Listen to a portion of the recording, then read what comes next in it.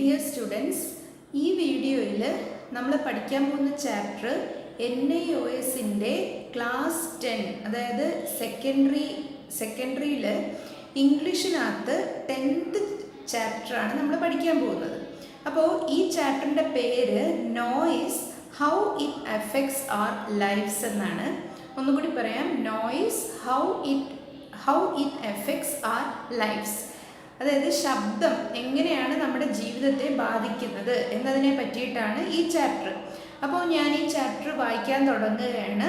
അപ്പോൾ ഞാൻ എൻ്റെ മൊബൈൽ ഫോണിൽ അവൈലബിൾ ആയിട്ടുള്ള ഓൺലൈൻ സ്റ്റഡി മെറ്റീരിയൽ അഥവാ ഓൺലൈൻ കോഴ്സ് മെറ്റീരിയൽ നോക്കിയിട്ടാണ് വായിക്കുന്നത്. അപ്പോൾ അതിൻ്റെ ഇൻട്രൊഡക്ഷൻ ഇങ്ങനെയാണ് കൊടുത്തിരിക്കുന്നത്. Every morning we wake up to various sounds around us. അപ്പോൾ എല്ലാ ദിവസവും രാവിലെ നമ്മൾ പലതരം ശബ്ദങ്ങൾ കേട്ടുകൊണ്ടാണ് ഉണരുന്നത്. If we lived in villages we would wake up to sounds like chirping of birds or mooing of cows.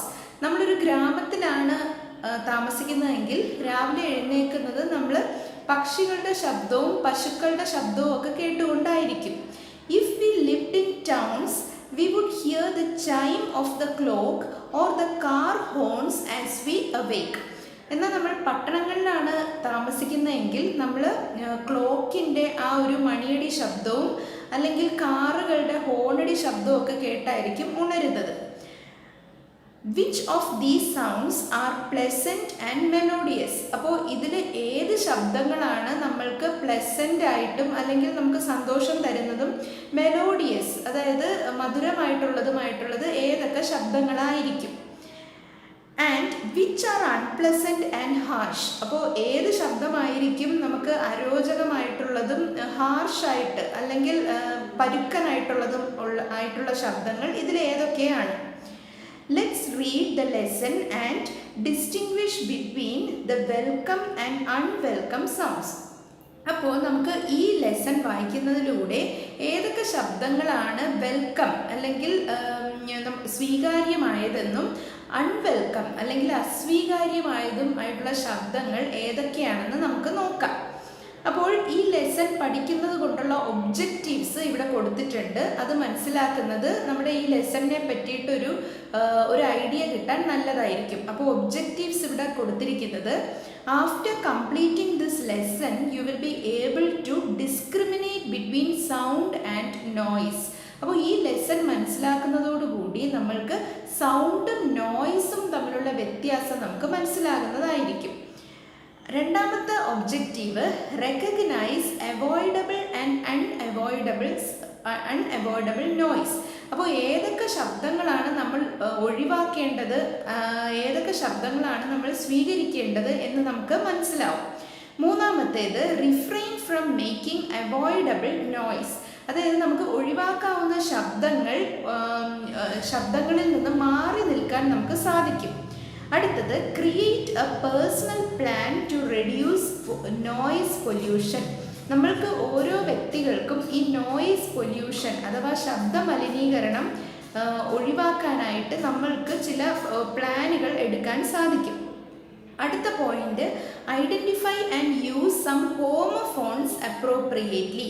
ഈ പാഠത്തിലൂടെ നമുക്ക് ചില ഹോമോഫോണുകളെ പറ്റി നമുക്ക് പഠിക്കാം. അതെന്താണെന്ന് നമ്മൾ വഴിയെ മനസ്സിലാക്കുന്നതാണ്. അടുത്തത് define and form compound words. അപ്പോൾ അത് എക്സസൈസിൽ വരുന്നതാണ്. അപ്പോൾ കോമ്പൗണ്ട് വേർഡുകൾ ഏതാണെന്ന് നമ്മൾ പഠിക്കുന്നു. അടുത്തത് form WH and yes no questions. അപ്പോൾ WH ക്വസ്റ്റ്യൻസിനെ പറ്റി പഠിക്കുന്നു, യെസ് നോ ക്വസ്റ്റ്യൻസിനെ പറ്റി പഠിക്കുന്നു. അടുത്തത് മെയ്ക്ക് എ വേർബൽ കംപ്ലൈൻറ്റ്. ഒരു വേർബൽ കംപ്ലൈൻറ്റ് ഉണ്ടാക്കാനായി നമ്മൾ മനസ്സിലാക്കുന്നു. അടുത്തത് മെയ്ക്ക് നോട്ട്സ്. എങ്ങനെ നോട്ടുകൾ ഉണ്ടാക്കാമെന്ന് നമ്മൾ മനസ്സിലാക്കുന്നു. അടുത്തത് സമ്മറൈസ് എ ഗിവൺ ടെക്സ്റ്റ്. ഒരു ടെക്സ്റ്റ് തന്നാൽ അത് എങ്ങനെ സമ്മറൈസ് ചെയ്യാം എന്ന് നമ്മൾ പഠിക്കുന്നു. അപ്പോൾ ഇതൊക്കെയാണ് ഒബ്ജക്റ്റീവ്സ്. ഇനി നമുക്ക് പാഠഭാഗത്തിലേക്ക് പോകാം. അപ്പോൾ ആദ്യത്തെ പാരഗ്രാഫ് ഇങ്ങനെയാണ് തുടങ്ങുന്നത്: what is noise? Any unpleasant sound is noise. എന്താണ് നോയ്സ്? അതായത് നോയ്സ് എന്ന് പറഞ്ഞാൽ അൺപ്ലസൻറ്റ് അല്ലെങ്കിൽ നമുക്ക് അരോചകമായി തോന്നുന്ന ശബ്ദത്തിനെയാണ് നോയ്സ് എന്ന് പറയുന്നത്. It is something we don't like. നമുക്ക് ഇഷ്ടപ്പെടാത്ത ഒരു ശബ്ദമാണ് നോയ്സ് എന്ന വാക്കുകൊണ്ട് ഉദ്ദേശിക്കുന്നത്. It is something that makes us cover our years. അപ്പോൾ നോയ്സ് എന്ന് പറഞ്ഞാൽ അത് നമ്മുടെ ചെവി നമ്മൾ അറിയാതെ പൊത്തിപ്പോകും. അങ്ങനെ അരോചകമായിട്ടുള്ള ശബ്ദത്തിനെയാണ് നമ്മൾ നോയ്സ് എന്ന് പറയുന്നത്. ദ വെയിൽ of A fire engine, a clap of thunder, the screech of a car's tires when the brakes are put on suddenly. അപ്പോൾ ഏതൊക്കെയാണ് അരോചകമായിട്ടുള്ള ശബ്ദങ്ങൾ? ഉദാഹരണം ഇവിടെ കൊടുത്തിരിക്കുകയാണ്. ഒരു ഫയർ എഞ്ചിൻ്റെ വെയിൽ, WAIL, വെയിൽ എന്ന് പറഞ്ഞാൽ കരച്ചിൽ എന്നാണ് അർത്ഥം. അപ്പോൾ ഇവിടെ ഫയർ എഞ്ചിൻ്റെ ആ ഒരു ശബ്ദമാണ് ഉദ്ദേശിക്കുന്നത്. പിന്നെ clap of A thunder, clap എന്ന് പറഞ്ഞാൽ കൈയടിയാണെങ്കിലും ഇവിടെ ഇടിമുഴക്കം, അതിൻ്റെ പെട്ടെന്നുള്ള ഇടിമുഴക്ക ശബ്ദമാണ് ഇവിടെ ഉദ്ദേശിക്കുന്നത്. പിന്നെ the screech of a car's tyres when the brakes are put on suddenly, പെട്ടെന്ന് ബ്രേക്ക് പിടിക്കുമ്പോൾ കാറിൻ്റെ ആ ടയറിൻ്റെ ഭാഗത്ത് നിന്ന് വരുന്ന സ്ക്രീച്ചിങ് സൗണ്ട്. അപ്പോൾ ഇതൊക്കെയാണ് നമ്മുടെ ചെവികൾക്ക് അരോചകമായിട്ടുള്ള ശബ്ദങ്ങൾ. അടുത്ത paragraph, how much sound is too much. അപ്പോൾ എത്ര ശബ്ദമാണ് അമിതമായിട്ടുള്ള ശബ്ദം? At what level does sound become noise. ഏത് ലെവൽ മുതലാണ് സൗണ്ട് നോയ്സായി മാറുന്നത്? Well, today sound can be measured scientifically. ഇന്നത്തെ കാലത്ത് നമുക്ക് ശാസ്ത്രീയമായിട്ട് ശബ്ദത്തെ മെഷർ ചെയ്യാൻ സാധിക്കുന്നു. The level of sound is measured in decibels. അപ്പോൾ ഡെസിബൽ എന്ന് പറയുന്ന യൂണിറ്റ് ഉപയോഗിച്ചാണ് സൗണ്ടിൻ്റെ ലെവല് അളക്കുന്നത് അല്ലെങ്കിൽ മെഷർ ചെയ്യുന്നത്. A decibel meter is used to register sound. അപ്പോൾ ഇതിനായി ഉപയോഗിക്കുന്ന ഉപകരണമാണ് ഡെസിബൽ മീറ്റർ. അടുത്ത sentence, 0 decibel is equal to the faintest sound heard by the human ear. അപ്പോൾ 0 decibel എന്ന് പറയുന്നത് ഒരു ഹ്യൂമൻ ഇയർ അല്ലെങ്കിൽ മനുഷ്യൻ്റെ ചെവിക്ക് കേൾക്കാൻ പറ്റുന്ന ഏറ്റവും നേരിയ ശബ്ദമാണ് 0 decibel എന്ന് ഉദ്ദേശിക്കുന്നത്. അടുത്ത sentence, a decibel meter in a quiet bedroom may register around 35 decibels. അപ്പോൾ നിശബ്ദമായ ഒരു കിടപ്പുമുറിയിൽ ഒരു ഡെസിബൽ മീറ്റർ ഉപയോഗിച്ച് അളക്കുന്ന ശബ്ദം എന്ന് പറയുന്നത് 35 decibels ആണ്. In A class room during A quiet period it may register about 50 decibels. അപ്പോൾ ക്വയറ്റ് ആയിട്ടുള്ള ഒരു ക്ലാസ് റൂമിൽ അളക്കപ്പെടുന്ന ശബ്ദം എന്ന് പറയുന്നത് 50 decibels ആണ്. This level is comfortable on the years. അപ്പോൾ 35-50 decibel ഒക്കെയാണ് ഹ്യൂമൻ ഇയേഴ്സിന് കംഫർട്ടബിൾ ആയിട്ടുള്ള level. It is said that most people speak in A range between 45 and 75 decibels. അപ്പോൾ സാധാരണ മനുഷ്യർ സംസാരിക്കുമ്പോൾ ഉപയോഗിക്കുന്നത് 45 മുതൽ 75 decibel സൗണ്ട് വരെയാണ് മനുഷ്യർ സംസാരിക്കുമ്പോൾ ഉണ്ടാകുന്നത്. അടുത്ത paragraph, noise damages years at 85 decibels. അപ്പോൾ 85 decibel ലെവലാണ് മനുഷ്യൻ്റെ ഇയറിന് ഡാമേജ് ഉണ്ടാക്കുന്ന ശബ്ദത്തിൻ്റെ അളവ്. Hearing loss can begin with the noise begin when the noise level goes above 100 decibels. അപ്പോൾ 100 decibelന് മേലെ ശബ്ദം പോകുമ്പോഴാണ് കേൾവി ശക്തി നഷ്ടപ്പെടുന്ന ലെവലിൽ എത്തുന്നത്. And actual pain is felt after 140 decibels. 140 decibelന് മേലെ ശബ്ദം പോയി കഴിഞ്ഞാൽ ചെവി വേദന അനുഭവപ്പെടാൻ തുടങ്ങും. Some people, however, may experience pain at a lower level. എന്നാൽ ചില ആൾക്കാർക്ക് അതിനും താഴെയുള്ള ശബ്ദം ലെവലിൽ പോലും ചെവി വേദന അനുഭവപ്പെടാൻ തുടങ്ങും. അടുത്ത paragraph, noise pollutes our environment just as much as smoke, foul water, dirty air and litter. അപ്പോൾ നമ്മുടെ പരിസരത്തിനെ സ്മോക്ക് അല്ലെങ്കിൽ പുക, ഫൗൾ വാട്ടർ അല്ലെങ്കിൽ മലിനജലം, ഡേർട്ടി എയർ മലിന വായു, പിന്നെ ലിറ്റർ എന്ന് പറഞ്ഞാൽ ചപ്പ് ചവറുകൾ. അപ്പോൾ ഈ കാര്യങ്ങളൊക്കെ എത്രത്തോളം മലിനമാക്കുന്നുവോ അത്രത്തോളം തന്നെ ശബ്ദവും മലിനമാക്കുന്നു എന്നാണ് പറയുന്നത്. It can cos illness and deafness. അപ്പോൾ ശബ്ദമലിനീകരണം പലതരം രോഗങ്ങൾ ഉണ്ടാക്കും, അത് കേൾവി ശക്തി നഷ്ടമാക്കുകയും ചെയ്യും. അടുത്ത sentence, the human body never gets used to noise. നമ്മുടെ മനുഷ്യൻ്റെ ശരീരപ്രകൃതി എന്ന് പറഞ്ഞാൽ അത് ശബ്ദത്തിനോട് പ്രതികരിക്കുന്ന ഒരു ശരീരപ്രകൃതിയാണ്. അതുകൊണ്ടാണ് നമുക്ക് ചില ശബ്ദങ്ങൾ അരോചകമായിട്ട് ഫീൽ ചെയ്യുന്നത്. ഹ്യൂമൻ ബോഡി അത്തരം ശബ്ദങ്ങളുമായിട്ട് യോജിക്കുന്ന ഒരു ബോഡി അല്ല. അടുത്ത sentence, it continues to react even though a person thinks he or she has become used to all the surrounding noises. നമ്മൾ സാധാരണ നമുക്ക് തോന്നും നമ്മൾക്ക് ഈ ശബ്ദങ്ങളുമായിട്ടൊക്കെ നമ്മൾ യോജിച്ച് പോവുകയാണെന്ന് തോന്നും. എന്നാലും ഹ്യൂമൻ ബോഡി യഥാർത്ഥത്തിൽ അതുമായിട്ട് റിയാക്ട് ചെയ്യുന്നുണ്ട് എന്നുള്ള കാര്യം നമ്മൾ അറിയുന്നില്ല. അടുത്ത sentence, For instance, Nasser, who lived in an apartment on a busy street, often boasted that he could sleep through any kind of noise. അപ്പോൾ ഇവിടെ ഒരു ഉദാഹരണം പറഞ്ഞിരിക്കുകയാണ്. നാസർ എന്ന് പറയുന്ന വ്യക്തി വളരെ ബിസി ആയിട്ടൊരു സ്ട്രീറ്റിലാണ് താമസിക്കുന്നത്, ഒരു അപ്പാർട്ട്മെൻറ്റിലാണ് താമസിക്കുന്നത്. അപ്പോൾ ഈ മനുഷ്യൻ എപ്പോഴും ബോസ്റ്റ് ചെയ്യുന്നുണ്ട്, അതായത് ഇങ്ങനെ തള്ളുക എന്ന് നമ്മൾ പറയില്ലേ. അപ്പോൾ അതുപോലെ ഈ പുള്ളി പറയുന്നുണ്ട്, എനിക്ക് ഏത് ശബ്ദത്തിലും ഞാൻ യൂസ്ഡാണ്, എനിക്ക് യാതൊരു പ്രശ്നവുമില്ല എന്ന് പറയുന്നുണ്ട്. പക്ഷേ he claimed he just didn't hear it. അപ്പോൾ ഇദ്ദേഹം ക്ലെയിം ചെയ്യുന്നുണ്ട്, ഇദ്ദേഹം പറയുന്നുണ്ട്, ഞാൻ ഇതൊന്നും ശ്രദ്ധിക്കാറില്ല, ഞാനിത് സത്യത്തിൽ കേൾക്കാറില്ല എന്ന് പറയുന്നുണ്ട്. Well, Nasser could sleep through the roar of traffic and the blare of a television set in the next apartment. അപ്പോൾ നാസറിന് ട്രാഫിക്കിൻ്റെ അലർച്ചയുടെ ഇടയ്ക്കും തൊട്ടടുത്ത അപ്പാർട്ട്മെൻറ്റിൽ നിന്നുള്ള TV-യുടെ ശബ്ദം, അല്ലെങ്കിൽ ബ്ലെയർ എന്ന് പറഞ്ഞാൽ മുഴങ്ങുന്ന ശബ്ദം എന്നാണ്. അപ്പോൾ ഈ മുഴങ്ങുന്ന ശബ്ദത്തിലൊക്കെ സുഖമായിട്ട് കിടന്നുറങ്ങാൻ പറ്റുന്നുണ്ട്. But he didn't know that while he slept his body was reacting to the stress of the noise. പക്ഷേ നാസർ അറിയുന്നുണ്ടായിരുന്നില്ല, അദ്ദേഹം കിടന്നുറങ്ങുന്ന സമയത്ത് അദ്ദേഹത്തിൻ്റെ ബോഡി ഈ ശബ്ദം ഉണ്ടാക്കുന്ന സ്ട്രെസ്സിനോട് റിയാക്ട് ചെയ്തുകൊണ്ടിരിക്കുകയാണ് എന്നുള്ള വസ്തുത അദ്ദേഹം അറിഞ്ഞിരുന്നില്ല. അടുത്ത paragraph, A doctor in west Germany after studying the effects of noise concluded that sounds heard by persons when they are asleep can cause danger to their hearts and blood vessels. അപ്പോൾ west ജർമ്മനിയിലുള്ള ഒരു doctor ഈ ശബ്ദ മലിനീകരണത്തിനെ പറ്റിയിട്ടുള്ള ഇഫക്റ്റുകൾ, അല്ലെങ്കിൽ അത് ബോഡിയിൽ ഉണ്ടാക്കുന്ന ഫലങ്ങളെ പറ്റി പഠിച്ചതിന് ശേഷം അദ്ദേഹം കണ്ടെത്തിയത് എന്താണെന്ന് പറഞ്ഞാൽ, ഉറങ്ങിക്കിടക്കുമ്പോൾ കേൾക്കുന്ന ശബ്ദങ്ങൾ നമ്മുടെ ഹൃദയത്തെയും ബ്ലഡ് വെസൽസ്, അതായത് രക്തധമനികളെയും അപകടാവസ്ഥയിലാക്കുന്നു എന്നുള്ളൊരു വസ്തുതയാണ് അദ്ദേഹം കണ്ടെത്തിയത്. Maybe this was the reason why Nasar had headaches. അപ്പോൾ നാസറിന് തലവേദന ഉണ്ടായിരുന്നു, ഒരു പക്ഷേ ഇതായിരിക്കാം കാരണം. Noise causes the blood vessels in the brain to expand. It brings pain. അപ്പോൾ ഉറങ്ങുന്ന സമയത്ത് കേൾക്കുന്ന കടുത്ത ശബ്ദങ്ങൾ നമ്മുടെ തലച്ചോറിലുള്ള രക്തധമനികളെ വികസിപ്പിക്കും, ഇത് വേദന ഉണ്ടാക്കുകയും ചെയ്യും.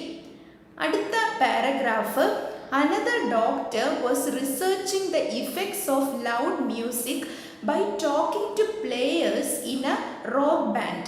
മറ്റൊരു ഡോക്ടർ ഈ ശബ്ദ മലിനീകരണത്തെ പറ്റി റിസർച്ച് നടത്തിക്കൊണ്ടിരുന്ന മറ്റൊരു ഡോക്ടർ ഒരു റോക്ക് മ്യൂസിക് ബാൻഡിനകത്തുള്ള പ്ലേയേഴ്സുമായിട്ട് സംസാരിക്കുകയായിരുന്നു. One of them called out, speak up doctor, we can't hear you. അപ്പോൾ ഒരു മ്യൂസിക് പ്ലെയർ ഈ ഡോക്ടറിനോട് ആവശ്യപ്പെട്ടു, ഞങ്ങൾക്ക് കേൾക്കാൻ പറ്റുന്നില്ല, നിങ്ങൾ ഉറക്കെ സംസാരിക്കണം എന്ന് ആവശ്യപ്പെട്ടു. The doctor discovered that all the players suffered from some hearing loss and two of them were partly deaf. അപ്പോൾ ഈ ഡോക്ടർ കണ്ടെത്തി ആ മ്യൂസിക് ബാൻഡിലുള്ള മിക്ക പ്ലേയേഴ്സും കേൾവിശക്തി കുറവുള്ള ആൾക്കാരായിരുന്നു. അതിൽ 2 പേര് പാർട്ട്ലി ഡെഫുമായിരുന്നു, അതായത് കേൾവിശക്തി പകുതിയോളം അവർക്ക് നഷ്ടപ്പെട്ട് കഴിഞ്ഞിരുന്നു. അടുത്ത sentence, the noise level of the music they played ranged from 105 to 115 decibels and they played for more than 11 hours every week. അപ്പോൾ അവർ മ്യൂസിക് പ്ലേ ചെയ്യുന്ന സമയത്ത് അവർ കേട്ടിരുന്ന ശബ്ദം എന്ന് പറയുന്നത് 105 മുതൽ 115 ഡെസിബിൾസ് വരെ ആയിരുന്നു.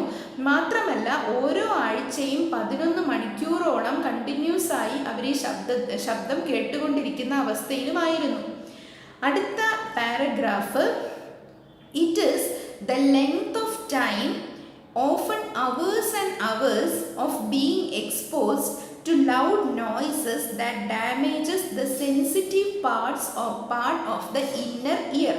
അപ്പോൾ ഇത് ഈ നമ്മുടെ കേൾവി ശക്തിയെ അപകടാവസ്ഥയിലാക്കുന്നത് ലെങ്ത് ഓഫ് ടൈം, അതായത് എത്ര നേരമാണ് ഈ ശബ്ദത്തിൽ നമ്മൾ ഇരിക്കുന്നത്, പിന്നെ ഓഫ്റ്റൻ അവേഴ്സ് ആൻഡ് അവേഴ്സ് മണിക്കൂറുകളോളം, of being exposed to loud noises, ഇത്തരം വലിയ ശബ്ദങ്ങളോടെ നമ്മൾ എക്സ്പോസ് ചെയ്യുന്നത്, ഇതാണ് നമ്മുടെ കേൾവി ശക്തിയെ അപകടാവസ്ഥയിലാക്കുന്നത്. അതായത് എത്ര സമയമാണ് നമ്മൾ ഈ ശബ്ദം നമ്മൾ അനുഭവിക്കുന്നത് എന്നുള്ളതാണ് കേൾവി ശക്തിയെ ബാധിക്കുന്നത്.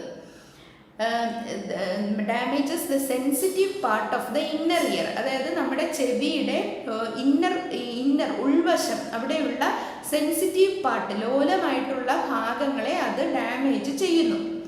അടുത്ത paragraph, what can you do, നമുക്ക് ഈ ഒരു അവസ്ഥയിൽ എന്ത് ചെയ്യാൻ സാധിക്കും?